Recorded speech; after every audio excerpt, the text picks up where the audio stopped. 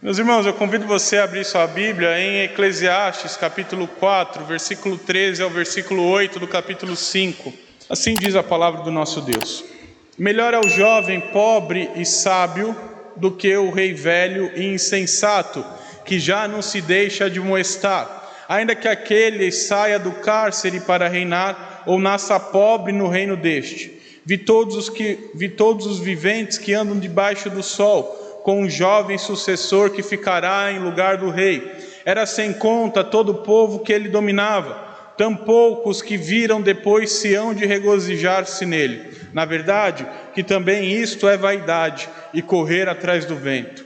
Guarda o pé quando entrares na casa de Deus. Chegar-se-á para ouvir é melhor do que oferecer sacrifícios de tolos, pois não sabem que fazem mal. Não te precipites com a tua boca, nem o teu coração se apresse a pronunciar palavra alguma diante de Deus, porque Deus está nos céus e tu na terra.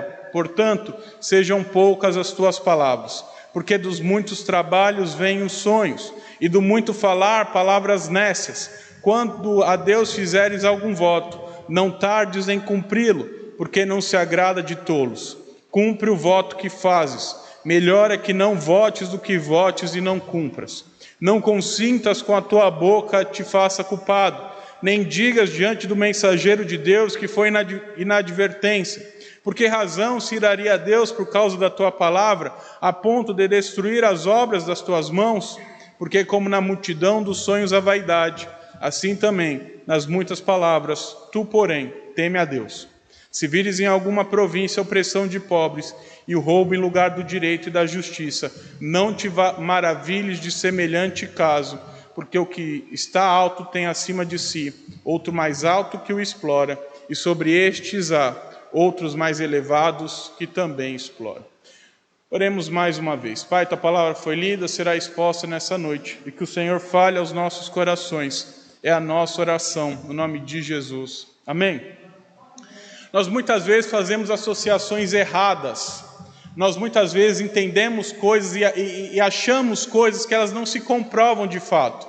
Nós muitas vezes cremos que todo senhor de idade é sábio. E não é verdade isso.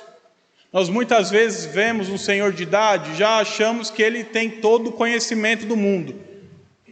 Em alguns casos é verdade, mas em alguns outros casos, talvez na maioria deles, não é verdade. Há pessoas também de idade que são tolas, que não se deixam ensinar. Há pessoas de idade que desconhecem coisas e que não são sábias. Assim também são os líderes. Nós muitas vezes olhamos para as pessoas que tomam conta da nossa vida, tomam conta do nosso país, e nós achamos que elas sabem o que estão fazendo. E não sabem algumas vezes. Tem muitos que sabem, mas há pessoas que não sabem. Tem pessoas que mesmo tendo alta patente no exército não sabem liderar, não sabem comandar. Tem pessoas que exercem altos cargos nos escalões de empresas que não sabem liderar, que não sabem o que estão fazendo.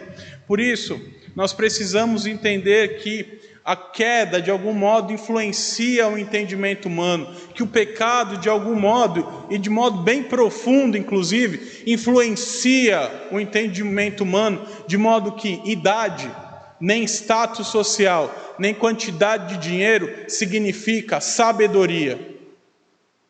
Às vezes não significa nada além de idade, status e dinheiro na conta. Por isso Deus nos ensina e nos dá ordens de como devem ser os nossos líderes e como nós devemos nos portar quando lideramos pessoas, quando lideramos situações, quando lideramos a nossa casa, quando lideramos momentos na igreja, no país, independente do momento, quando exercemos liderança, nós precisamos ser sábios. E essa sabedoria vem em obedecer essas ordenanças de Deus. Essa sabedoria não vem do número de anos que você tem, da idade que você tem, não vem do número de bancário que você tem lá guardado. Essa sabedoria vem do Senhor e a necessidade de obedecer ao Senhor. E é isso que eu quero trabalhar no sermão dessa noite. As ordens de Deus para os líderes. E a primeira lição que eu quero trazer é que o líder deve buscar a sabedoria. Do verso 13 ao verso 16 nós vemos isso. O líder deve buscar a sabedoria, porque idade e status não são sinônimos de sabedoria. No versículo 13 e 14 nós vemos Salomão dizendo que é melhor o jovem pobre, que é melhor o jovem que não tem status nenhum, que não tem idade, mas que busca a sabedoria, que procura a sabedoria com empenho, do que o velho rei que se acha melhor do que todo mundo. Do que o velho rei que se acha tão bom a ponto de não querer mais ser ensinado, e acha que não tem mais nada a ser ensinado, porque já sabe de tudo, porque é idoso, porque já conhece, já viveu tudo que tinha para viver, já conhece tudo que tinha para conhecer, e que é pior ser assim do que ser um jovem pobre, sem condição alguma, mas que busca incessantemente a sabedoria desse mundo, a sabedoria de Deus para viver esse mundo. Salomão, em Provérbios 28:6, pedi para o Caio colocar aí para a gente, Provérbios capítulo 28, verso 6, diz o seguinte: melhor é o pobre que anda na sua integridade do que o perverso nos seus caminhos, ainda que seja rico. Isso fica claro então que idade e status não são sinônimos de sabedoria. Não é porque a pessoa tem muito ou pouco, não é porque a pessoa tem uma certa idade ou não tem, que significa que a pessoa é sábia ou não. Mas Salomão também diz que a popularidade também não é sinônimo de sabedoria. No versículo 15 e 16, o sábio rei diz nesses versos que já viu e conheceu toda a popularidade que um rei tem, bem como o futuro popular que esse rei terá, mas que apegar-se a essa popularidade para achar-se sábio é vão e fútil, é vaidade e futilidade. Ou seja, o líder que se acha bom, o líder que se acha sábio, só por conta da quantidade de pessoas que o seguem, caminha a passos largos para se tornar um líder tolo e insensato diante do Senhor. E aqui vale para todas as áreas da vida.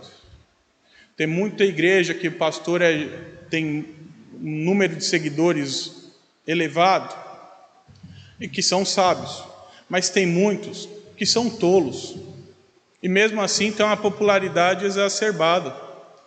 Tem muito idoso que é sábio, mas tem muito idoso que é tolo. E esses dias eu estava vendo um vídeo de um rapaz que ele é extremamente arrogante. Eu estava lá, não estava fazendo nada em casa, aí fui lá pegar o Instagram, fui ver um videozinho, aí passou o vídeo do rapaz contando feitos assim que nem o Tom Cruise no filme lá do Missão Impossível faria, mas ele estava fazendo. E era uma plateia, uma multidão de gente escutando o cidadão, que ele tinha empresa, que ele tinha milhões na conta, que ele tinha extraordinário. Aí ele mandava a pessoa falar, a pessoa falava, ele não estava nem aí, ele estava andando de patinete no negócio, mostrando toda a arrogância dele, mostrando que apesar dos milhões, apesar do status, apesar de tudo, era tolo e arrogante. Tolo e arrogante diante do Senhor. Por isso, busque a sabedoria. A gente precisa entender que é necessário nós vivermos a nossa vida buscando a sabedoria, e que ser sábio não significa ou não é sinônimo de quanto dinheiro você tem na conta, de quantos foguetes você consegue lançar, de quantos bilhões de seguidores você tem. Ser sábio é sinônimo de viver igual a Cristo e fazer as obras de Cristo. Por isso, busque a verdadeira sabedoria, independente da sua fortuna, independente se você é rico ou pobre, independente se você é novo ou velho. Busque fazer as obras de Cristo. Todos nós, independente da idade, independente do conhecimento, temos ainda o que crescer, temos ainda no que nos desenvolver, temos ainda um caminho para nos sermos parecidos com Cristo. E essa jornada de ser parecido com Cristo é uma jornada que durará até o fim de nossas vidas. Porque nós só seremos plenamente a imagem e semelhança de Cristo no novo céu e nova terra. Então até lá nós temos o dever de buscar e buscar e buscar cada vez mais essa sabedoria de parecer igual a Jesus. Quando eu falo do rapaz que os irmãos já devem saber de quem eu estou falando, eu não vou citar nome porque não precisa. Mas quando eu falo do rapaz, eu não falo olhando para o rapaz e julgando, e querendo trazer a maldade do rapaz. A nossa avaliação tem que ser: será que Cristo faria o que ele faz? Será que Jesus Cristo faria o que ele fez? Será que Jesus tomaria as mesmas decisões que ele tomou? Se a resposta é não, então está errado. Isso não depende da idade. Se a resposta é não para essa pergunta, você pode ter 1 milhão de anos, você pode ter 1 trilhão de reais, você é tolo e insensato diante de Deus. Porque o sábio vive igual a Jesus. E não confunda e nem coloque como padrão de sucesso, de liderança, aquilo que o mundo coloca. Cuidado com isso, porque nós muitas vezes colocamos o padrão mundano de sucesso: número, dinheiro, poder, status, fama, número de seguidor nas redes sociais. Deus não coloca essa mesma quantidade de coisa, não. Padrão de sucesso para Deus, de sabedoria para Deus, não é quantos milhões de seguidores você tem, mas é quanto você vive igual a Jesus. E o quanto você busca viver igual a Jesus. E é interessante que Jesus, como líder, também buscava a sabedoria de Deus. Isso é interessante porque ele é o próprio Deus encarnado, é o Filho de Deus. E se você ler bem os evangelhos, todo momento de grande decisão, Jesus gasta a madrugada inteira fazendo uma coisa: orando ao Pai. Quem vão ser os discípulos de Jesus, os apóstolos? Jesus decide, mas antes de dar os nomes, tem um versículo que diz que ele passou a madrugada orando. Quando ele queria tomar decisões de para onde ir, para onde pregar, ele passava a madrugada orando, buscando sabedoria para a tomada de decisões, buscando sabedoria para ser um líder sábio. E assim nós também devemos buscar a sabedoria no nosso dia a dia, nos nossos relacionamentos, seja como líderes da família, líderes da igreja, líderes da nação, líderes no trabalho. Nós precisamos buscar fazer o que Cristo faz, sendo sábio como Cristo foi. Essa é a primeira lição, então. Um líder deve buscar a sabedoria. A segunda lição que o texto nos traz é que o líder deve servir ao Senhor. E no verso 1, Salomão diz isso: o líder deve servir ao Senhor. E na primeira parte desse versículo, Salomão vai dizer que nesse serviço ao Senhor é melhor aprender e obedecer. Que a melhor coisa que um líder faz é aprender do Senhor e obedecer aquilo que o Senhor manda. Tanto é assim que ele dá uma ordem clara, e Salomão dá uma ordem clara para que o rei buscasse a sabedoria, e que observasse os seus passos, que guardasse os seus passos ao entrar na casa de Deus.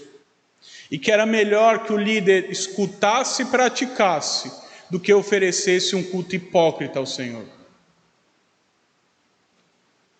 Porque, meus irmãos, na segunda parte desse versículo, ele nos ensina que Deus condena o líder que o procura de modo hipócrita.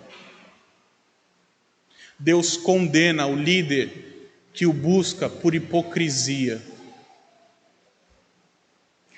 E não só o líder, mas qualquer pessoa que busca a Deus, longe de Deus, só por estar ali, por uma religiosidade falsa, de modo hipócrita, que não vive igual a Cristo, mas só vem para a igreja para parecer que é de Deus, isso é hipocrisia.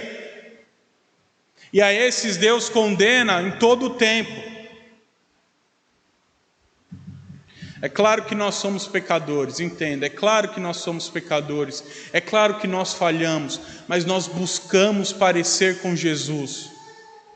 Aquele que vem para a igreja só para cumprir rito, só para cumprir a tradição religiosa, só para falar que foi para a igreja, isso é hipocrisia, não precisa vir. Infelizmente tem muito líder que é assim, que se aproveita do povo de Deus. E o que mais tem em época eleitoral é político vindo à igreja, se fazendo de bom moço, para ganhar voto de evangélico. Aí o evangélico vai lá e vota no tonto, e o tonto larga a mão depois. Se eu for citar nome por nome, a gente vai passar a madrugada inteira aqui falando dos políticos que nos últimos anos têm se aproveitado das igrejas evangélicas para se eleger, fazendo bons discursos. Aí cria a bancada evangélica na Câmara, que de evangélica não tem nada. Mas isso é uma discussão para um outro dia. Desses, Deus vai cobrar. Porque Deus condena a hipocrisia deles. O líder deve servir ao Senhor de coração. E se ele foi chamado para servir ao Senhor em Brasília, ou em Praia Grande, ou no trabalho, ou na família, ele deve fazer por amor ao Senhor. Ele deve procurar ao Senhor com amor, com coração sincero. Ele deve buscar ao Senhor cheio de Deus e querendo ser mais parecido com Cristo. E não só para se aproveitar de Deus, vivendo como o mundo, mas chegando e oferecendo um sacrifício, como um tolo faz. Porque esses que vivem como o mundo, mas chegam para oferecer o sacrifício, para parecerem religiosos, a esses Deus condena. E o líder não pode ser hipócrita, nem diante de Deus, nem diante das pessoas. Por isso, meus irmãos, cuidado que a sua vida não seja uma vida de hipocrisia diante do Senhor. Não seja hipócrita. Seja um pecador arrependido de seus pecados. Não venha ao culto só por uma religiosidade fria, morta, vazia, que vive uma vida longe de Cristo, mas vem prestar culto só para parecer que é crente, só para satisfazer o mundo, ou algum pedido pessoal de outra pessoa. Não faça isso, faça outra coisa da sua vida. Você vai ser condenado do mesmo jeito. Então, faça outra coisa. Venha ao culto por amor ao Senhor. Venha ao culto como um discípulo do Senhor, que quer aprender e obedecer ao Senhor. Venha por amor a Cristo. Venha como alguém que quer ser parecido com Jesus, que quer aprender sobre Jesus e viver igual Jesus. E não só para se aproveitar de Jesus. Cuidado, porque aqueles com que os lábios professam, mas que o coração está longe de Deus, desses Deus não terá misericórdia. Então que os seus lábios professem aquilo que o seu coração de fato acredita. Que Jesus é o Senhor da sua vida. E que você vem para prestar culto ao Rei dos Reis, o Rei da Glória, o Filho de Deus, com quem você quer ser cada dia mais parecido. E cuidado também, viu, meus irmãos, para você não acabar sendo influenciado por conto de político. A gente está em ano de eleição, então já vou falar agora aqui para os irmãos, até outubro tem chão, mas cuidado. Cuidado que vai ter, não é uma possibilidade, não, vai existir políticos querendo fazer de bom moço, de modo hipócrita durante esse período do ano. E nós muitas vezes caímos. Então cuidado com esses, observe a vida deles, observe se eles de fato fazem aquilo que falam, ou se eles são hipócritas no que fazem. Entenda o que eu vou falar, é melhor você votar em alguém do mundo, que assuma que é do mundo, do que votar em lobo vestido em pele de cordeiro. É melhor você votar em alguém do mundo vocacionado por Deus, mas que não tente te enganar, do que você votar nos salafrários que tentam te enganar usando o nome de Deus em vão. A segunda lição do texto, então, é que o líder deve servir ao Senhor. A terceira lição do texto é que o líder deve cumprir as suas promessas a Deus. E do verso 2 ao verso 4, Salomão vai dizer isso. E a primeira lição dentro desse grande sessão aí de cumprir as promessas é fazer algo que nós muitas vezes acabamos pecando, que é não prometer o que nós não podemos cumprir. E no verso 2 e verso 3, Salomão vai dizer isso. Olha, líder, não prometa aquilo. Rei, está falando para o rei, que a gente serve para a gente também. Não prometa aquilo que você não pode cumprir.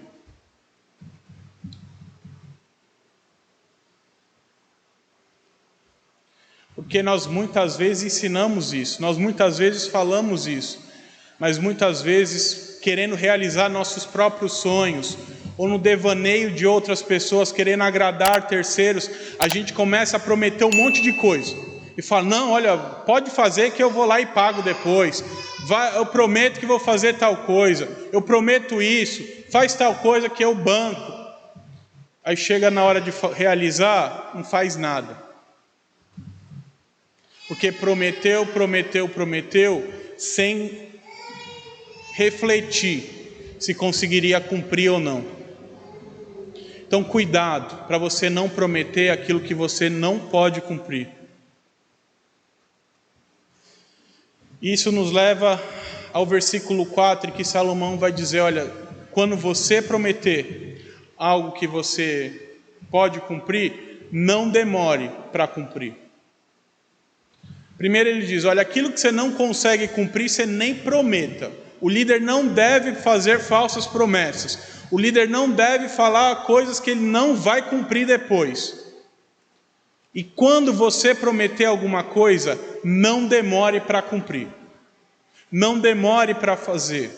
E no versículo 4 ele deixa isso claro, dizendo que se a gente prometeu alguma coisa, o mais rápido possível, essa coisa tem que ser feita. Na primeira oportunidade, a gente já precisa quitar essa nossa dívida, pagar a nossa promessa, realizar o nosso voto, independente do que tenha sido prometido. Se vai trazer prejuízo para a gente, se não vai, mas a gente precisa honrar aquilo que a gente fala. Se você fez um voto com o Senhor e depois se arrependeu, o problema é seu, vai lá e cumpra. Se você falou com alguém que ia fazer determinada coisa e depois se arrependeu, cumpra o que você falou. Ah, mas cumpra o que você falou.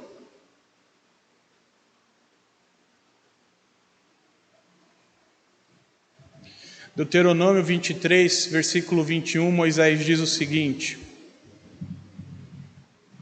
quando fizeres algum voto ao Senhor teu Deus, não tardarás em cumpri-lo, porque o Senhor teu Deus certamente o requererá de ti e em ti haverá pecado.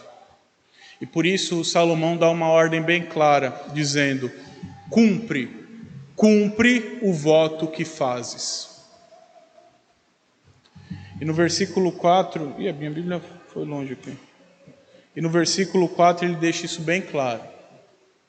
Quando ele diz para nós cumprirmos o voto que nós fazemos.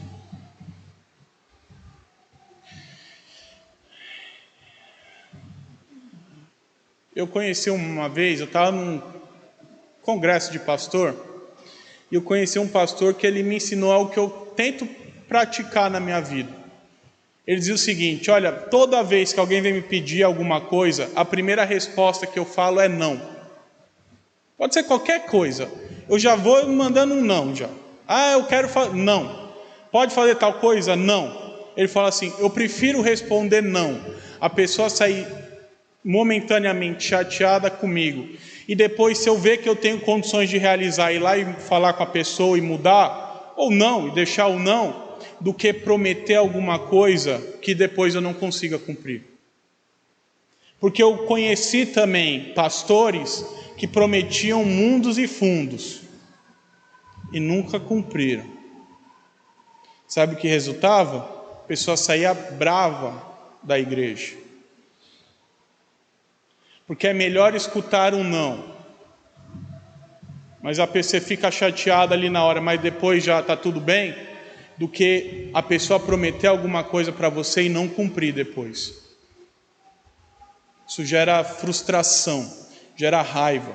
E vi muitas e muitas pessoas pastoreadas por esse pastor que saíam da igreja porque ele prometia mundos e fundos. E na hora de cumprir, cumpria nada. Então cuidado, para você não prometer o que você não pode cumprir. E quando prometer, o mais rápido possível, execute aquilo que você prometeu. Isso serve de lição para nós, meus irmãos. Entenda, antes de dar sua palavra por aí, reflita no que você está falando. A gente às vezes tem tanta ambição, tem tanto sonho, tanto desejo, que sai prometendo no mundo. Aí depois não cumpre, aí fica em dívida com um monte de gente e não consegue cumprir o que deve. Então reflita no que você está falando. Pense antes de prometer as coisas. Pense antes de falar que vai fazer. É melhor você ter a atitude do primeiro pastor que eu contei, já sair falando não, falar não dá. E depois, se der, muda, do que você prometer coisas para as pessoas das quais você não conseguirá cumprir depois. E tem muito filho que é chateado com o pai porque o pai prometeu coisas que nunca cumpriu. Tem muito casal que briga porque o cônjuge prometeu uma coisa e depois não cumpriu. Tem muito membro de igreja frustrado porque o pastor prometeu coisas, ou a liderança prometeu coisas e depois não cumpriu. Então, cuidado com o que você promete. E quando prometer, cumpra. Ah, mas eu não quero fazer. Ninguém mandou você prometer. Honre a sua palavra. Honre as suas promessas. Inclusive para Deus. Porque é comum também a gente fazer um monte de voto para Deus e na hora de cumprir a gente começa a falar: ih, Senhor, não é bem assim. Sabe, Deus? Eu estava meio alterado aquele dia. Aí está passando por dificuldade e começa a fazer um monte de voto. Fala: eu não vou fazer mais isso, eu vou fazer isso aqui, eu vou largar tudo. Aí chega na hora de cumprir, veja bem, Senhor, não faça isso. Melhor você não fazer voto nenhum do que fazer voto e não conseguir cumprir depois. Inclusive aqui na igreja, porque quando você professa sua fé em Cristo, você faz um voto diante de Deus e das pessoas. E a gente pode aprender com o Filho de Deus sobre isso, porque ele cumpriu todas as suas promessas. Ele prometeu que enviaria o Espírito Santo e enviou. Ele prometeu que nos daria a vitória, nós somos vitoriosos. Ele prometeu que nos traria a vida eterna, nós já temos a vida eterna. Ele prometeu que vai voltar. E aqui é a pergunta, viu? Ele não falhou nenhuma vez. Se você duvida que ele vai cumprir essa promessa, infelizmente você vai quebrar a cara, porque ele vai cumprir também. Então cumpra aquilo que você prometeu. A quarta lição que o texto nos traz é que o líder deve temer ao Senhor. O líder não deve só cultuar, mas o líder deve viver a sua vida temendo a Deus o tempo inteiro. Então, do verso 5 ao verso 7, ele vai dizer: olha, não peque.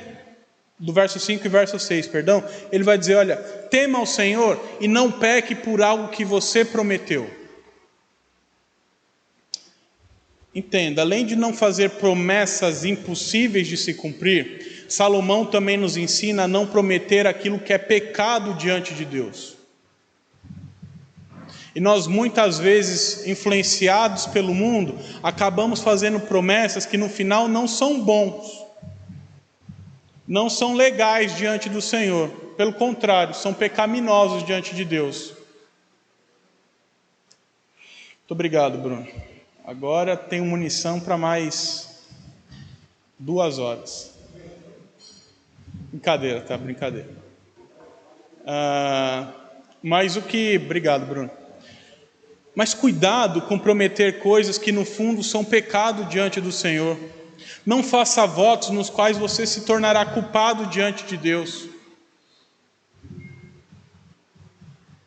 O autor aos Hebreus 10, 26 diz o seguinte: porque se vivemos deliberadamente em pecado, depois de termos recebido o pleno conhecimento da verdade, já não resta sacrifício pelos pecados.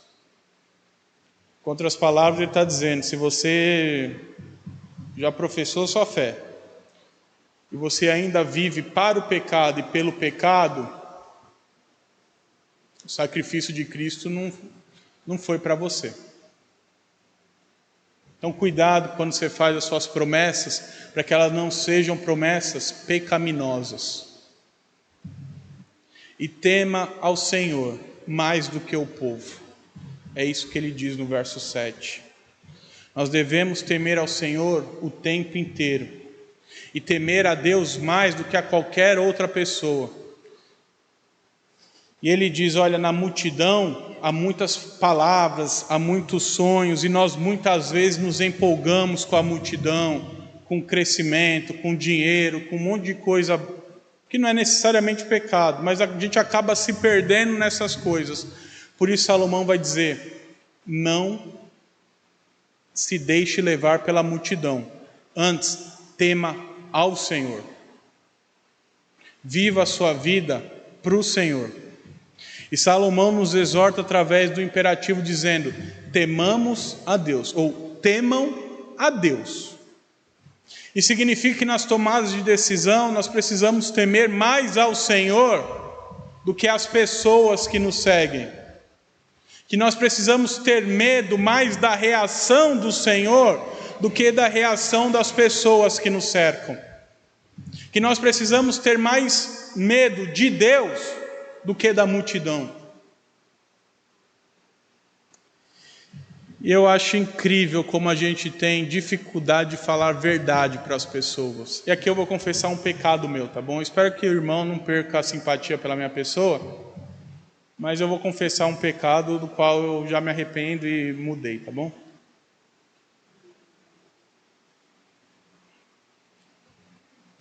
Uma vez eu fui no velório do não crente. Fui pregar no velório do não crente. Para a família não crente. E palavra vai, palavra vem. No meio da confusão, a palavra assim, ó, de falar que a mulher não tinha ido para o céu, estava aqui na garganta, mas não saía. E no final, cercado pela multidão, eu comecei a dar tanta volta e achar jeito daquela mulher ter chegado no céu de alguma maneira, mesmo sem Jesus Cristo, que eu terminei, eu fui para casa, eu pensei assim, o que eu fiz? Porque comecei a dar volta, aí fiquei com medo, estava cheio o velório, tá? Aí me deram a palavra, multidão lá, fiquei, dá volta para cá, dá volta para lá, arruma costura aqui, costura lá, quando fui ver, estava colocando a mulher quase do lado de Deus lá no... Um erro. Entenda, não estou falando para fazendo apologia, nem defender ninguém lá em sermão de não ímpio, gritando que está todo mundo no inferno, vai todo mundo para o inferno. Calma. Mas o medo da multidão impediu de eu falar as verdades de Deus para aquelas pessoas. Algo que, graças a Deus, Deus me transformou. Ainda é difícil, viu? Eu não vou falar, não, é tranquilo falar assim na cara das pessoas. Nunca é fácil. Mas a gente precisa temer mais ao Senhor do que a multidão. E muitas vezes a multidão quer de nós coisas que Deus não quer. Muitas vezes a multidão cobra de nós coisas que Deus não quer que nós façamos. E nós, com medo de como será a reação, nos deixamos levar pela multidão. e nos entregamos à multidão e à vontade da multidão, sem temer ao Senhor. Então, cuidado. Tema ao Senhor. Tenha medo do Senhor. E não do que o cicrano vai pensar, do que o fulano vai pensar. Porque se for povo de Deus mesmo, e se for vontade de Deus mesmo, vai dar certo. Se for do povo de Deus, vai entender o que você está fazendo. Então não se deixe levar pela multidão. Eu gosto de uma lição de Jesus, em que Jesus ele pregava contra os fariseus, e a pregação de Jesus contra os fariseus era diferente da pregação para as pessoas. Se para as pessoas eram como ovelhas sem pastor, ele ia lá anunciar o evangelho, para os fariseus era raça de víboras para baixo. Isso levou os fariseus a quererem matar Jesus.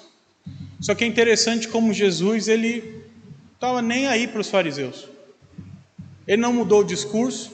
Os fariseus iam para apedrejá-lo.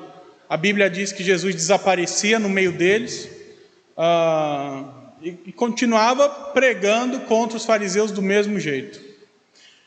Assim nós também, meus irmãos, nós muitas vezes tememos por coisas que nós não devemos temer, quando na realidade nós deveríamos olhar para o nosso viver e falar: o que eu tenho feito tem agradado a quem? Tem agradado mais a Deus ou minha esposa? Tem agradado mais a Deus ou aos meus filhos? Tem agradado mais a Deus ou ao pastor da igreja? Tem agradado mais a Deus ou aos membros da igreja? Tem agradado mais a Deus ou ao meu patrão? Qualquer resposta que for, que não seja agradar mais a Deus, está errado. A gente precisa viver temendo ao Senhor o tempo todo. E a última lição que esse texto nos traz é que o líder não deve invejar a maldade. No versículo 8, Salomão diz isso. Porque a maldade é fruto de opressão. E ele começa dizendo isso na primeira parte aí do versículo 8. Dizendo que o rei não deveria olhar para os locais de opressão, para as outras nações, para os outros povos, e ver como aquelas províncias oprimidas, o rei daqueles locais tinha prazer, e ele era mais prazeroso, e que o rei, o líder, não deveria invejar aquilo, não deveria invejar aquela opressão, porque eles faziam algo pecaminoso, eles faziam algo errado diante do Senhor, e que eles não deveriam invejar a maldade daquelas pessoas, porque além deles serem opressores, eles também eram capachos de outros. E é interessante que Salomão diz que muitas vezes nós invejamos alguém acima de nós, só que a gente não sabe que esse alguém acima de nós tem alguém acima dele. E que esse alguém que está acima desse que nós invejamos, também tem alguém em cima dele. E que a cadeia é de opressão de cima para baixo, muitas vezes. E que nós muitas vezes sofremos, olhamos para o nosso chefe, para o nosso patrão e falamos assim: queria estar no lugar dele, viu? Já que é para fazer os outros sofrer, eu quero fazer os outros sofrer e não sofrer. Só que a gente não entende que muitas vezes eles também não justificam o pecado deles, mas eles também são vítimas de opressão de quem está acima deles. E assim vai até o nível mais alto da sociedade. Para você ter ideia, em 930, que é o ano que Salomão escreve esse livro aos Eclesiastes, o reino de Israel era um reino crescendo, emergente, ganhando corpo, mas não era nem de longe o maior reino da região. Só naquela região existiam 2 reinos muito maiores do que Israel, que era o reino neo-assírio e o império neo-babilônico, e que eram muito maiores assim, por muito maiores. E esses povos tinham reis que talvez eram mais ricos, que talvez tinham mais prazeres, mas que oprimiam seu povo muito mais do que o rei de Israel. E esse é o cuidado que o Salomão está dizendo aqui, olha, cuidado, para você não olhar para o rei dessas nações e invejar as práticas pecaminosas deles. Só porque eles têm luxo, fama, glamour, mulheres, e Salomão acabou caindo nesses pecados todos. Então, meus irmãos, cuidado, cuidado para que você não inveje os seus superiores. Cuidado para não invejar os seus líderes. Cuidado para não invejar aqueles que estão acima de você. Viva a sua vida temendo ao Senhor. Olha, eu quero crescer na empresa. Não tem problema nenhum. Desde que você não queira crescer na empresa invejando quem está lá. Mas querer crescer na empresa temendo a Deus, não tem problema nenhum. Então cuidado para você não acabar invejando quem está acima de você. Para você não acabar pecando contra quem está acima de você. E é interessante olhar para o exemplo de Cristo nesse momento. Porque quando ele foi tentado por Satanás para ter todas essas coisas que nós muitas vezes invejamos, fama, status, bilhões de seguidores, biribororó, ele olha para Satanás e responde que nós não devemos amar essas coisas, antes nós devemos amar e adorar ao Senhor. Cuidado, cuidado para que a sua vida não seja motivada pela inveja. Cuidado para que você não viva uma vida invejosa, mas que você viva uma vida para a glória de Deus, temendo ao Senhor todos os dias da sua vida.